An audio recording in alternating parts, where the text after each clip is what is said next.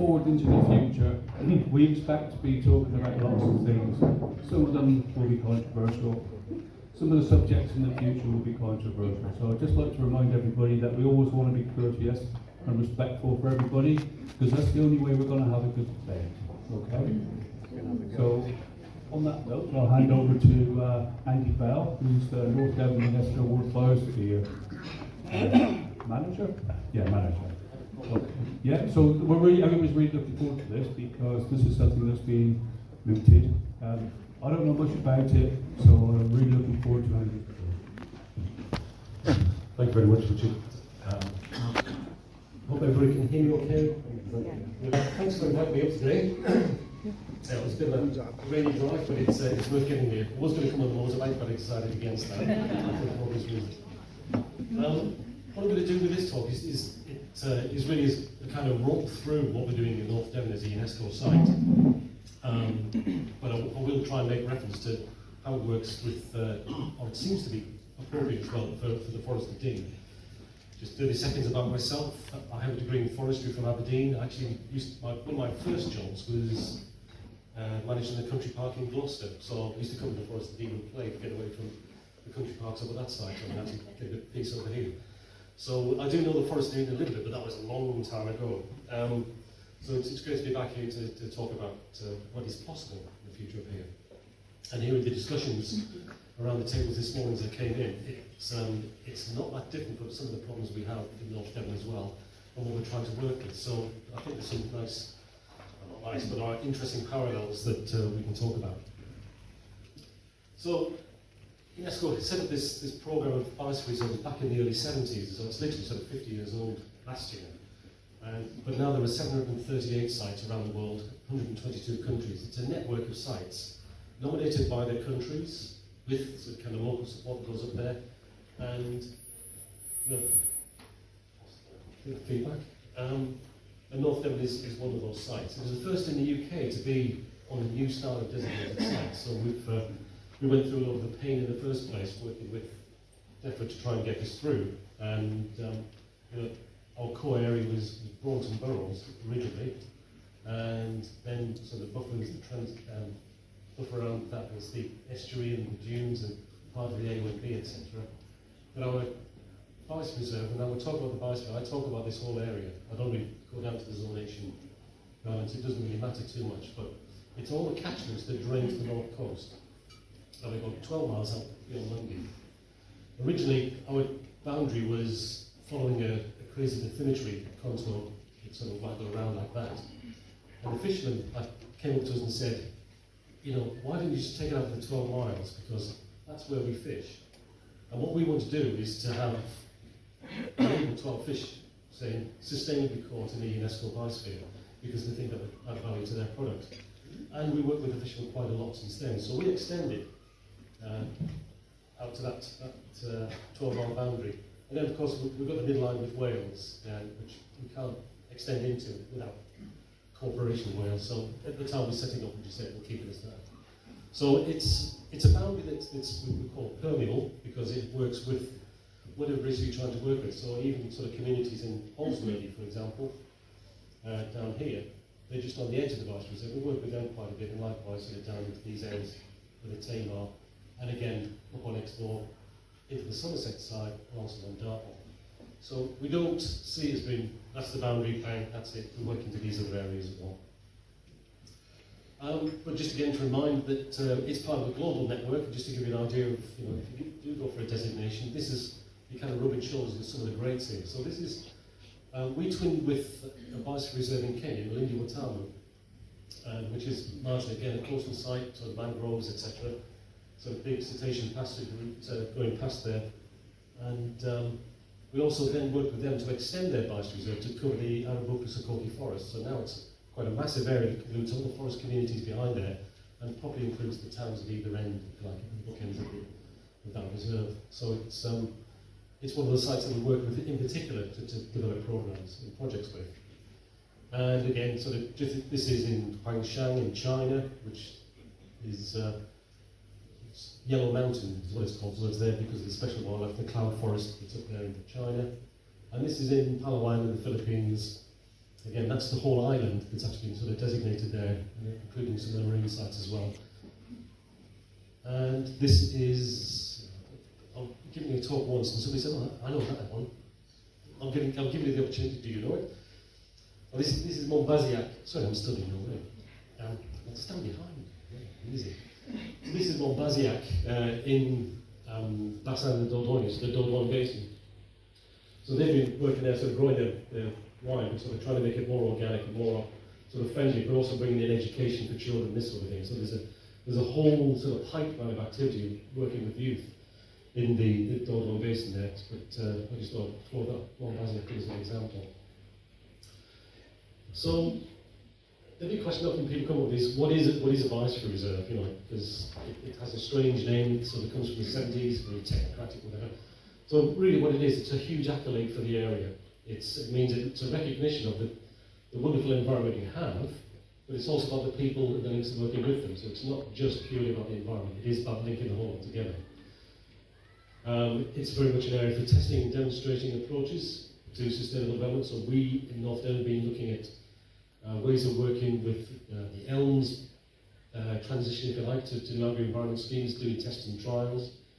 We've also done sort of the Pioneer programme for the 25-year environment plan on the marine and landscape scale. So we actually ran 2 of the 4 pilot programmes in the 25-year environment plan. So it's a big sort of testing area to try things out, so the government can say, well, actually, it worked here, maybe it'll work somewhere else, etc. So we can try that. What is important as well, unlike World Heritage Sites, it's a soft law approach. So the framework that comes from UNESCO is, well, these are the kind of examinations you expect, these are the sort of things you're expected to do, but there's nothing in there that sort of changes the law in the UK about what happens on that land. It is still all grassroots driven from the whole thing up. So there's nothing in there in terms of a threat coming in from the UN that says, you know, taking over your land or whatever. Even with World Heritage Site, you have to have the protection in there, and it's just extra enshrined in UK law because they say if it's a World Heritage Site, you need to protect this. And that's marginally more than what you would get from national protection. So the UNESCO designation is there really is for you to work and look at how you look at land use and communities, etc. within your area. It is not something that's actually sort of driven top down from above at all.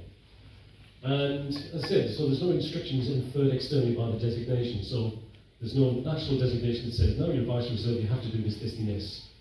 That happens in some countries, not every country, in fact, where there's a legal framework for biosphere reserves in the national legislations, few and far between in other countries. Most of them, it is this kind of voluntary approach that comes in. So there's nothing that's externally driven that says things are now changing here. It's only what you do internally that might sort of change how you do things. So I'll give you an example with North Devon, where we have our local plan working with the district councils, is they've actually said, well, we understand now the values of the biosphere reserve. So they built those values into the local plan. And that meant driving some of the energy standards within homes, for example, called to sustainable homes. The district council said, okay, instead of having net zero homes by 2025, we'll actually sort of try and make that a few years earlier, so we can actually sort of push the timeline a little bit harder in terms of getting sustainable development. So it's all sort of what the community wants and help to drive that. And what you do is you use the designation at testing status to actually sort of get the license to do that from DLUC or whoever in terms of the development.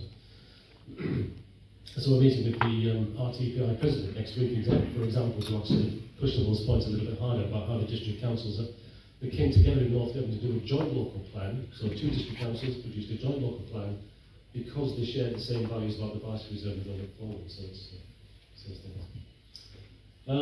but again, so back to the kind of general thing. So a biosphere reserve, you've got these functions at the edge here, so conservation, research and education or knowledge management, which includes training, and that training extends to young people, etc. So it's knowledge transfer is what that's all about. Again, demonstrating sustainable development. And you know, the qualities you want is good biodiversity and landscape, communities that are taking sustainable steps to protect those assets, and an economy and culture still strongly linked to the environment. And I was handed the Forest for the Future vision just as it came in. And that, to me, captures everything that's being transmitted in that vision. So there's a good fit there. And I don't see any particular conflicts. Devil's in the detail, and there needs more discussion about how that works and how it fits, but there's a principle. I would say that you've actually a good basis of the UNESCO site.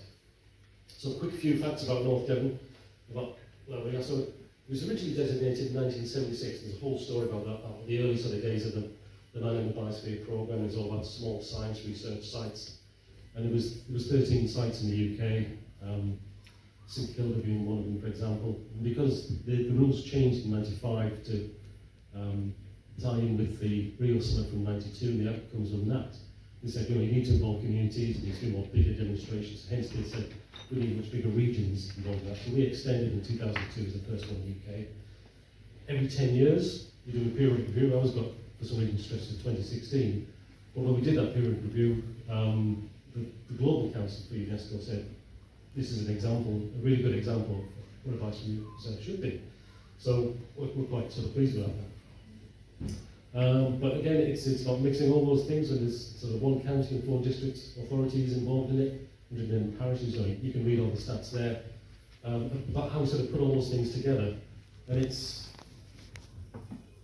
not all protected area management at all. It's about how you work in collaboration with those people in those extended areas.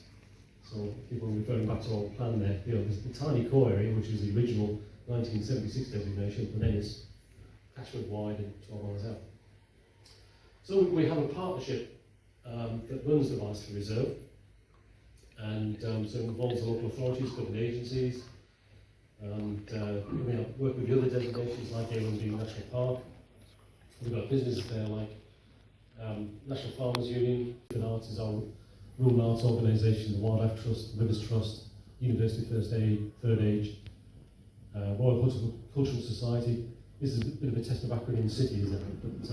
But really, we just have an organisation, about 34 organisations, that sort of drive the strategy for the Biosphere Reserve and say, this is what the values are, this is what it should be, and this is how it's all going to be taken forward. But a Sri Lankan colleague of mine said, the best way to eat an elephant is in small chunks.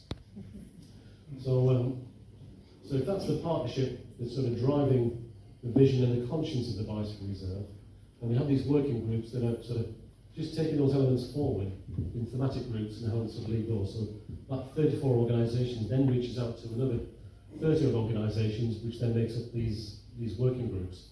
And so we've got catchment management, green economy, we've got a forestry working group, the nature improvement groups. That started from a nature improvement area, which then extended its remit to go biosphere wide. We've got our marine working group, community, etc. So you can see all that. And then our role within the organisation is to help just oil the wheels between those groups and get those groups working. So there is literally just myself as the kind of overall manager and coordinator.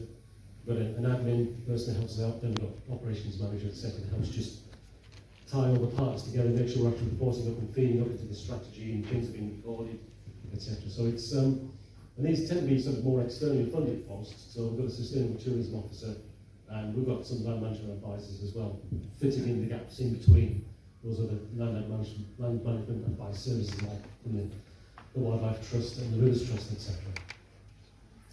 So our funding, so we get core funding from Devon County Council and some from the district.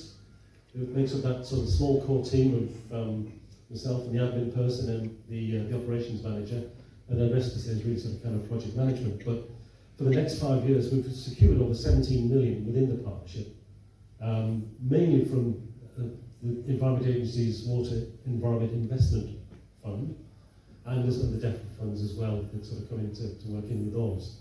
So that's given us a kind of a good land management base for the next sort of few years.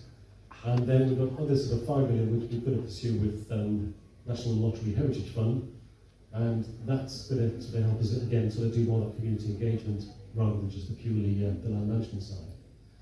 And again, so we have this aspiration to mobilise a 50 million natural capital investment fund, which is kind of green bond that everybody kind of talks about as being a way forward to help us deliver things. That'll be a blended sort of private and public investment that can actually help some of the transformations we're looking at, like regenerative farming, etc. We can come across the area. We can talk about those in a second. So our role really is, creating a positive future by connecting people and nature. And that, again, is the theme I picked up this morning when I was listening to your discussions.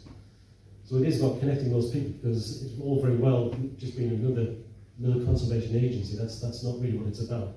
We've got to have that connection, otherwise we're just sort of walking a dead horse, literally. But now it's the pretty shots. So I don't want you to fall asleep in this bit because you just had lunch. So I'll just whistle through these. But that's Bronson Burrows and the mouth of the estuary in North Devon. That's the Burrows itself. It's one of the largest dune systems in the UK, I think the second largest dune system. It's a fabulous site, but it owes a lot of its conservation benefit actually to the Ministry of Defence doing training on there for the last 60 years, disturbing the sand and actually keeping it chained over with land rovers and things. So, because all the best plants are the ones actually coming after that disturbance. This is Watersmeet up on Exmoor. It's not anybody doing political crop circles or anything, that's looking down the Torridge estuary. And we've got the Tarka Trail, which was a dismantled railway, so we've had that since the 1980s as a long distance cycle. We're threading through the whole area. This is Powers Beach, not far from one of Kevin's other sites over in North Devon. And then moving under the sea, so I somebody described myself as the forester that fell into the sea, so we're doing quite a lot of marine work as well. This is sunset cup coral. And then we've got these other strange creatures. This is the freshwater pearl mussel, so it's England's longest lived invertebrate, but it's got a very peculiar life cycle. It needs salmon swimming past at the time that it spawns, and then the tiny spat hanging to the gills of the salmon, sit there for a few months, and then need to fall off into clean gravel. So it needs clean water, passing salmon, and the right kind of gravels to live in, otherwise it just dies out.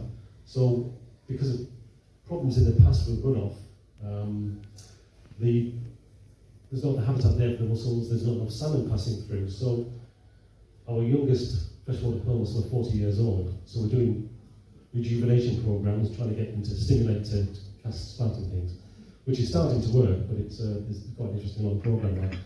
And then what we discovered as well is that genetically our freshwater pearl mussel are different from the rest of the UK, more affiliated to the French and Spanish ones.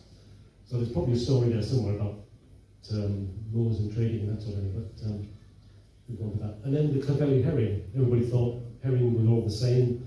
They sort of have their spawning beds up around the Isle of Man, come down the Irish Sea into the Bristol Channel, and all the Bristol Channel ports catch them. And then working with Swansea University, we recognised that morphologically these ones are different. So we've actually found out that the Clovelly herring is different from the rest of the herring in the Bristol Channel.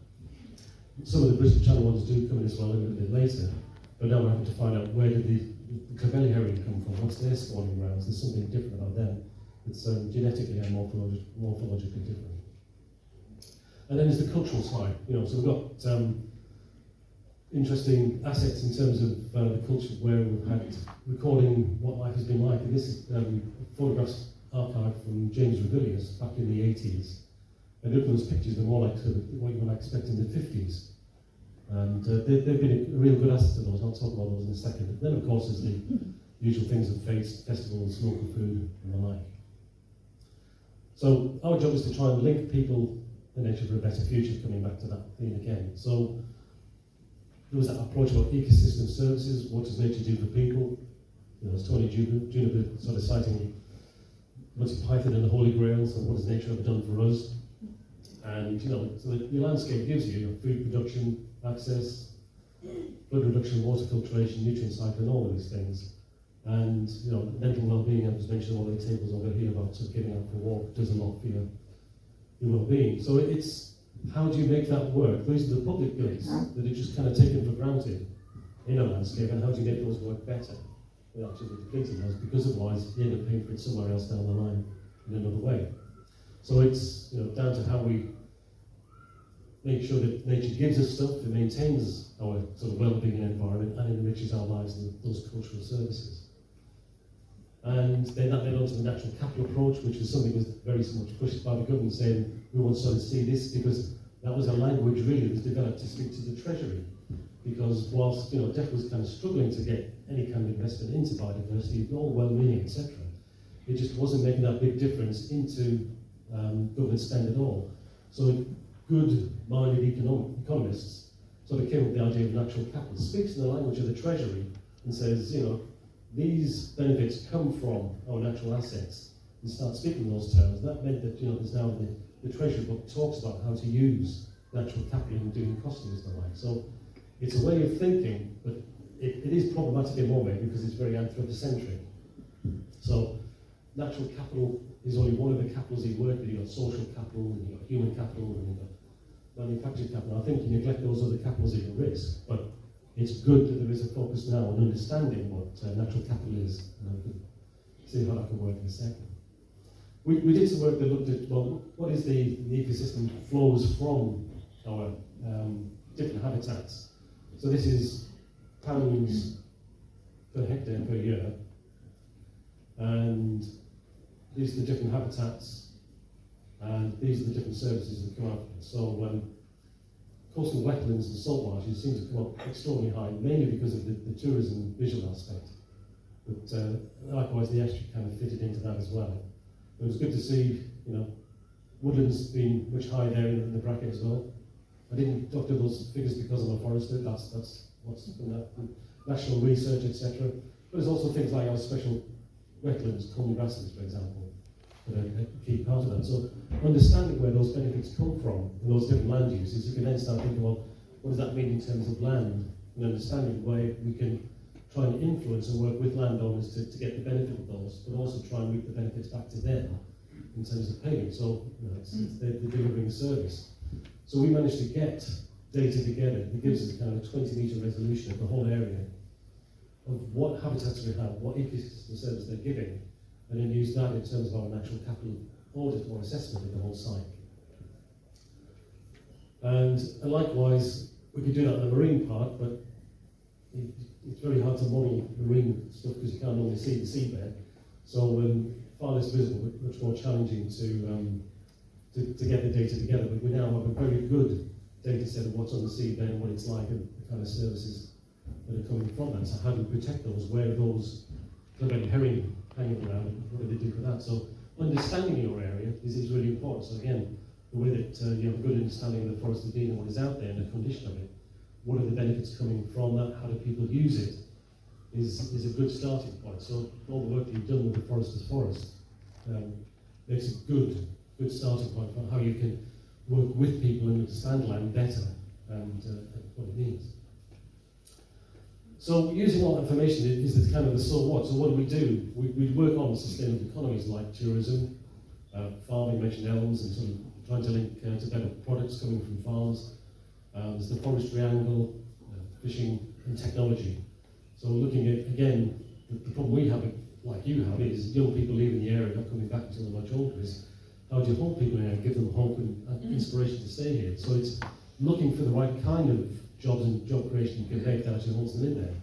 And we recognise that digital transformation is one of those things, and using that digital technology in a way that actually supports the environment to improve efficiencies or to help us monitor the environment better is one of those key things. And of course we've got climate adaptation, mitigation, so it's not so we are looking at energy capture, how we use different energy types. We've got an energy plan for the whole area.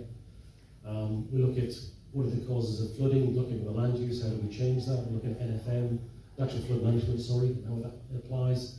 And look at overall emission reductions coming from land and from communities. And then it's improving life in the rivers, so catchment management, going back to the freshwater tunnels and Atlantic salmon, as we mentioned. And then, the most pioneers that we did for DEFRA, looking at how we do that biodiversity enhancement and connectivity, so using the planning system to drive that as well. So again, it's nothing that's purely sort of back onto a single agency. It comes back to partners working together with the planning system. So biodiversity net gain is one of the things we led on over 5 years ago, and that's now become law. So we're a step ahead in many ways in getting developers needing to more than offset the damage that they do through their development, and then make sure that gets invested into the right place to make sure we have good biodiversity right across the area. and then that linking people with health and well-being. So we've done a fair bit of work recently on trying to, it's all very easy taking people to explore or Dartmoor or out to the beach, but it's really what people do every day in their lives to connect them and show them what the benefits are. So people living in Barnstable, Bideford, South Molton, where they've got that biodiversity on their doorstep within 10 minutes, I would say it's probably some more critical about how they can use that, and enjoy that, and appreciate that. It's going to do more for their well-being than actually getting them out to Dartmoor for once a month or whatever. So it's important, you know, I've been in the forest here where talking with people during what their behaviour was during lockdown. They got out, you know, within 10 minutes, they could walk around the forest. They felt it was their forest, and that was really good, and that sort of did a lot for their well-being compared to somebody who was locked in a flat in London with 2 kids in a tiny apartment. So it probably sort of did a lot of benefits, not really recognised. We finally got road signs up to say welcome to the Bicycle Reserve. It took us 10 years to do that with arguments with the Highways Department, but we finally got there. And that's been a big change in helping people to recognise where the Bicycle Reserve, how big it is, and also, you know, that they are coming into somewhere different. There was a meeting in Canada with Canada Parks, and they were talking about sort of signage and things like that. And they said it'd be great to have a sign that says, you know, welcome to Clackmore Bicycle Reserve. But on the back of that sign it says, you're now leaving Clackmore Bicycle Reserve, you do so at your own risk. Because they said, you know, these things are so great for shipping. So, just some of the projects quickly rushing through. We've got a project we did on tourism, and you know, everybody's so worried about does the Bicycle Reserve bring extra tourism? We've had 150 years of mass tourism in North Devon. What we're trying to do is change the culture and the way that tourism works. So we've been working with 4 other bicycle reserves and looking at how you deal with mass tourism, trying to create a different product about biocultural heritage. So that involved doing tourism master planning, how to sort of disperse tourism, and looking at how we mobilise businesses to just offer a more meaningful product that connects people to the environment. So they're actually sort of feeling more part of North Devon, or feeling more part of the forest. So they actually understand it a lot better, and then actually having that connection means that it's a much stronger experience they can take back. They might actually change their behaviours back where they came from as well. And then we had demonstration activities of, again, so looking at how we develop those kind of businesses and what it could mean, and they've been used as pilots for other businesses going forward. So the master planning was again sort of a big GIS exercise, but we looked at where were the pressures, what were the opportunities, etc. for different things, put it all together with biodiversity data, cycle routes, different ways of working with clusters of business that could actually enlarge those things, so you've got businesses working together. And it came up with literally where there were opportunities under different scenarios. So we ran scenarios of business as usual, or under world trade rules is sod the environment and just get on and get mass tourism, or with a more stewardship approach. And when we did the survey, most of the business actually said, actually we prefer the stewardship approach, which then meant, you know, there's more opportunities being developed, you know, in the darker areas, that there was opportunities to actually do something good for the tourism economy. So it was about being able to spread that tourism economy, and spread the benefits, spread the pressure, and protect the most vulnerable sites, but still sort of keep the wow within the area. And that has led us now to developing an app, which gets launched next week. And this app means that when you come into the area, you can do it from outside as well, unlike most ones, but you come into the area and it'll tell you where, if it's busy traffic here, you can avoid that. Why don't you go and do this particular activity? Go bird watching on this reserve, or why don't you go into do some charcoal burning at this particular site here, or go to this museum. So it means you can then not get stuck in traffic and have a much better experience as a visitor. And we have then developed from that a business partner club, which is mainly tourism awards, tourism businesses, but they're working together to, again, sort of peer review how each other one does, with 80 members in the growing network. And it's free to join at the moment, show the benefits, and then we'll take them from there. And again, a visitor investment scheme, so as visitors, once they've had that great experience, they can then sort of contribute again to the investment in the area. It protects the assets. So on the Green Economy Group, the talk earlier about sort of brokers and opportunity brokers. So the Green Economy Group has got all the different agencies working together in terms of business support, etc., looking at skills and how they can be sort of enhanced in the area. So we've got a skills board that we work quite a lot with, and so looking at the opportunities we can offer young people to get the right skills into not just environment, but also whether it's farming, forestry, whatever, and the digital side to make sure that we've got the pipeline of workforce coming through for the kind of future that you want. And that's really, sort of down to this group of people really work together quite hard. And then climate change, again, we look at sort of things on a huge scale, as well as sort of micro scale, looking at there. Reducing risks in natural flood management. So we've got various examples of where we've done that. There's demonstrations on the ground. We'll go through one or two of those. So woodland, for example, a few years ago we said, well, we want to increase the woodland cover in North Devon from its 12%. We'll never get to the 30% that you guys are, unfortunately. But if we can get up to 18 or 20%, that would be fantastic. And so we modeled where that woodland cover could best increase from optimum impact, and also in terms of what we'll do for the economy. So our vision for the woodland enterprise, as we call it, is that we can create jobs in the forestry sector in North Devon because we're losing sawmills pretty quickly. So how do we get the processing back into the area, mobile sawmills and whatever, but at the same time take the processing train right the way through so we can get people making modular build units for sustainable, affordable homes in the area. So that's something we're looking at within our natural capital investment. This is a catchment just above Braunton, which is the village just down there. Braunton, unfortunately, has a habit of flooding every other Christmas. And so we've been working on a project there to reduce the flooding by introducing different measures on farms to slow the flow.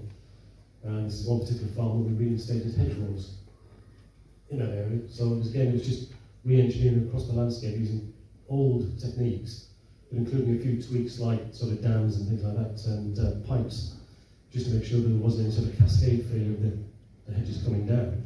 But that's actually sort of done quite a lot of benefit for the people involved in doing that. And again, there's the usual kind of leaky dams. These are the artificial ones before the beavers move in and make their own. The beavers haven't come yet. That's a work in progress. And this is Coombe Martin. The problem there is that we've got a bathing beach down the bottom here, which was failing pretty badly. 30% of the problem was human sewage from the sewage treatment works, 30% was agricultural runoff, and 30% was urban, which is dog mess, essentially. And so we've been working with South West Water to improve their works, but also we've been working with the landowners up here about those natural flood management measures, using the value of the uplift of that the environment agency then used as a match fund or a match benefit that then allowed them to do some solid engineering in terms of the flood defence down the bottom. So the flood defence and the water quality has been improved in that catchment from what we've been doing. But we've been putting in a whole lot of sensors in the channels and in the soil so we can actually monitor how well that's working. It also gives us an advanced warning system of any flooding or pollution event about to happen. And it also means that the farmers can then monitor the quality of their own land, so they can say, well, okay, this helps with my supply chain and all the value of the farm produce that they do. So we've got those kind of things happening right across the patch, looking at how we can then sort of improve that slowing the flow, and also capturing those of the benefits from the assets. And then in the estuary as well, we've been doing sort of specialist work with reflooding land, recreating salt marshes, because that's what's going to get lost with sea level rise. And we need to act now, otherwise, these things are going to get lost for good. They don't come back quite easily. So we've got a phased approach over the next 10 years in recreating salt marsh, but also recreating more freshwater marsh further upstream, so we keep all the benefits of those natural assets. If you go back to that graph and think of the values, these are the really sort of high value pieces of land that we're trying to preserve. And the benefits of those is making sure that Barnstable doesn't flood as frequently as it might. So we've got the Elms Test and Trials pilot, and I'm sure you've probably sort of done some things up around here as well. So again, it's what we're doing here is we're collecting a lot of knowledge from the universities, from the community, from the farms, from the agencies, and putting it all together and making it work for the area. And we know that there's a big threat of all of the they drop the single farm payment to come away from farms and how that's replaced. whether it is with the sustainable farming incentives and other things on top, but it's never going to be quite the same. So that's why we're trying to work with farmers on the economics of that and how that would work in there. And just chatting with JNCC, the Joint Nature Conservation Council, yesterday, we said, well, the big challenge at the moment is, we've got an energy crisis, we've got a cost of living crisis, there's going to be a food crisis. So how to sort of make all those things, address all those things together in an area? So can you use a biosphere to demonstrate that on how you're actually looking at sharing or sparing land for biodiversity and making it work? Because some places are going to have to intensify, but how do you intensify? What's the science behind the intensification, which means you can still have some food security in the area? But I think that's the exciting bit about biosphere reserves, is how do you actually meet those challenges and demonstrate it? And that's something that we have been working on, and we need to work a lot harder on it, to be honest, because we kind of, when natural capital came along, people started understanding, and Treasury started to invest into the natural environment. Again, everybody was starting to breathe a sigh of relief. We had climate declarations signed. That's great. And then this comes along and starts pulling the rug from under your feet. So we need to really double down and make sure that we can actually address the climate crisis and the ecological crisis and the fuel crisis and the feed crisis. So, you've got to use these opportunities or these crises to make an opportunity to make things work. Otherwise, we're just going to drift on. So, like I say, natural capital is not the entire solution. So we've had a nature recovery plan that picked up all those species left behind that didn't seem to have an obvious benefit for humankind. So it's about sort of managing and sort of improving biodiversity for its own benefits. So we've got a scheme working with engaging people called Pledge for Nature, getting communities out and about, doing things, but individuals saying what they will do for biodiversity. So again, we're hitting at every level.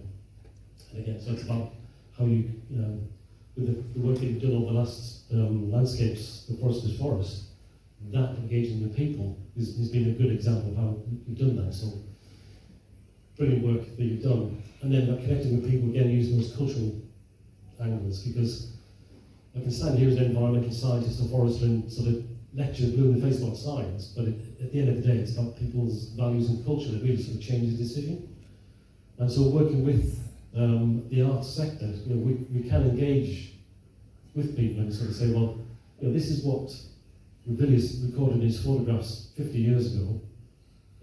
What's changing now? What do you notice? And when was the last time you saw swifts flying through the village, for example?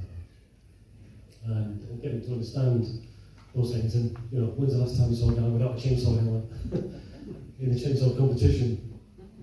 Thankfully, things do improve. We have better safety records now. But again, this is, what's the future landscape looking like? Because this was a vineyard that was planted, 40 years ago. Hoping to see more of those across the area. What are the opportunities in terms of land? And again, it's not just through images, but through plays and through other things as well. This play was written about, it's called The Common, and it was written about the work that we did in the area, about that debate about how do you value nature, whose benefits are they, whose land is it, etc., and who really benefits from it all. And that play actually sort of then toured around England, funded by Natural England, to actually sort of help other people understand more about natural capital. So, does a biosphere reserve make a difference? So we have been sort of saying, well, influencing the joint local plan, we have been influencing national policy, we have had an impact on the local economy, making it more sustainable, bringing those agencies together. We have restored habitats. We can put up all figures onto these. We can talk about, of the 5,000 landowners in North Devon, we've probably engaged at least half of those. And we've got empowered communities as well as a result, because again, this is about giving people in the communities the ability to try and talk and sort of vocalise what they want to do about the environment and take it forward. Which again is much about what we've been trying to do here with our projects. Just one final note here on our international reach. So we helped pull together a programme and sites in Southeast Asia for marine spatial planning and conservation and linking it to human health.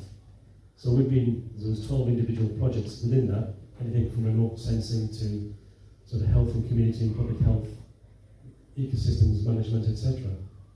And that enabled 125 young career researchers to actually start publishing papers, pulled the region together in actually looking at how they work together right across the South China Sea, with Indonesia, Malaysia, etc., Vietnam, Philippines. And it's been a really successful program that we've been delivering. So just to summarise there, it's a global accolade.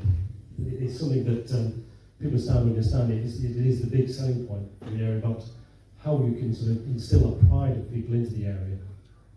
It's connecting people with nature. We're actually sort of remaking those connections. We're creating sustainable economies. Again, it's looking at the different investments we can bring into the area. Our biodiversity is not on such a massive decline as the rest of the country. We've actually proved that. We're actually turning corners on that one. And we're tackling the climate ecological crisis. But like I said, the new one is how we're going to deal with the cost of living crisis and the energy crisis. And you get to share your knowledge worldwide. But none of that gets solved coming down from above. The Barshas enables things to come from the bottom and up. And that's where the power of the people is. Thank you.